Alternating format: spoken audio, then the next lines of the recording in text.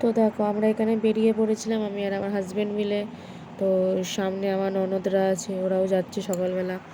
সকালবেলা একটু উপভোগ করার জন্য ভোরবেলা বেরিয়ে পড়েছি। ওরা রুমে আছে, ওরা টায়ার্ড ছিল বলে আর যায়নি। তারপরে কি আমরা একটুখানি ব্রেকফাস্ট করে নিলাম। ব্রেকফাস্টে আমি রাইসই খেয়েছিলাম। তো পুচু বলে রাইস খাক, তো সেই জন্য পুচু রাইস খেয়ে নিলাম। খেয়ে নেওয়ার পর এবার দেখো আমরা কাকুটাকে ভিডিও তুলে দেওয়ার কথা বলছি। কাকুটা এমনভাবে প্লেন করে নিয়ে যাচ্ছে, প্লেন করে পড়ছেও না। আর এই হোটেল আমরা খেয়েছিলাম বনরসি এসি হোটেল। মানুষের ব্যবহারও ভালো, মানুষও ভালো, খাওয়া দাওয়া ভালো।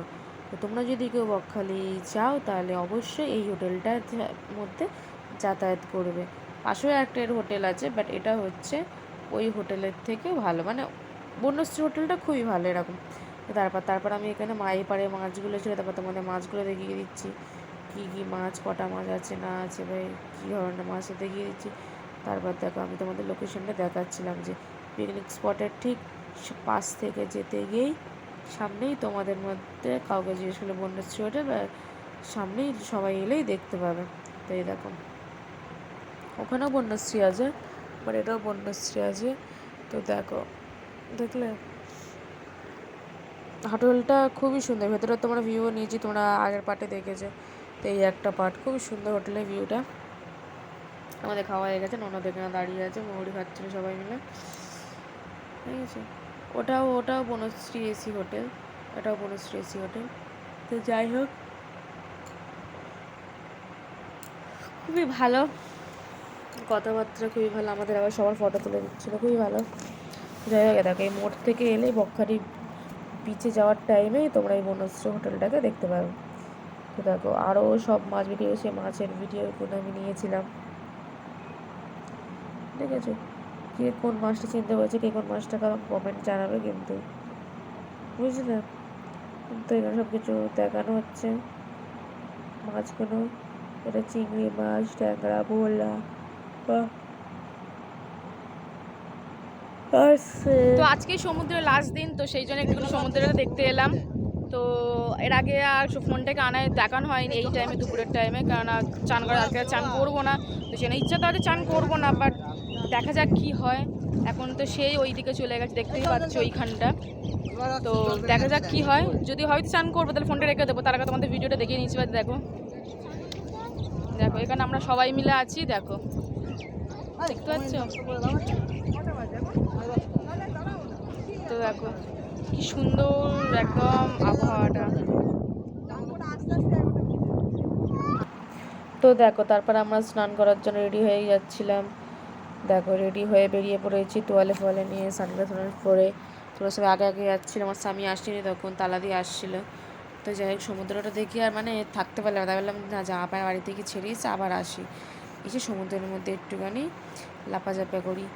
তো যাই হোক সমুদ্রটা খুবই ভালো ছিল, আমার তো খুবই ভালো লাগছিলো। আমরা ওখানে কী কী মজা করেছি তোমরা দেখতে পাবে, এখানে দেখলে তখনই বুঝতে পারবে।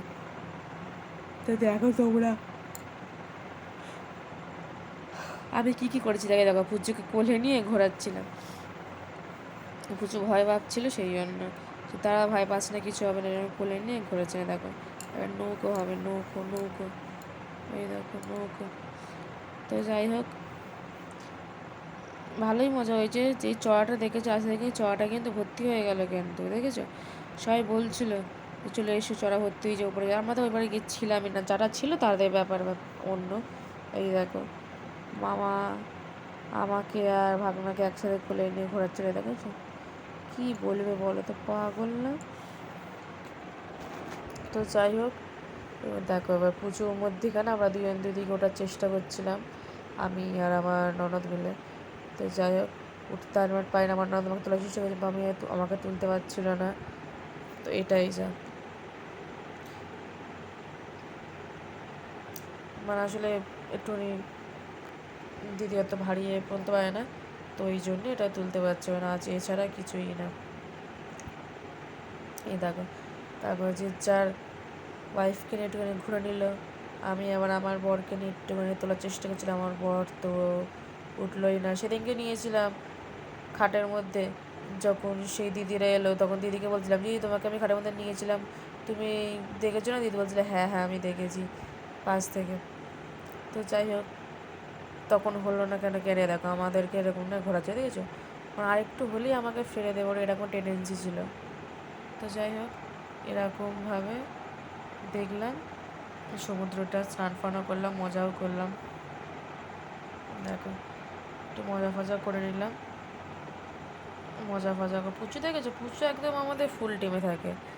এবার দেখো কী কী মজা করেছি, দেখে দেখো আমার ননদ আমার ঘাড়ের মধ্যে চাই যে কুমির বাচ্চা নিয়ে যাচ্ছে ক্যাঙ্গারু টাইপের, তো ওইটাই যা